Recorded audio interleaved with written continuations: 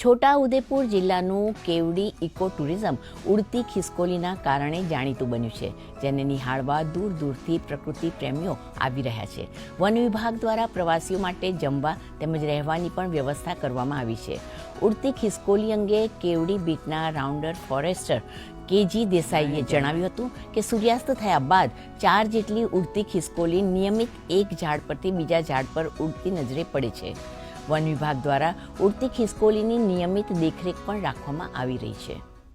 અને ઉડતી ખિસકોલી ઝાડની બખોલોમાં રહે છે અને સાંજે સૂર્યાસ્ત થયા બાદ પોતાના ખોરાકની શોધમાં નીકળે છે અને મવડાના ઝાડની કૂણી ડાળીઓની અંદર રહેલા ગર્ભને મીઠો હોવાથી તેનો ખોરાક તરીકે ઉપયોગ કરે છે અને પૂરી રાત દરમિયાન રાત્રિ દરમિયાન જંગલમાં પોતાનો ખોરાક મેળવવા માટે ફરે છે અને સવારે વહેલી પરોઢે પોતાના બખોલમાં જતી રહે છે.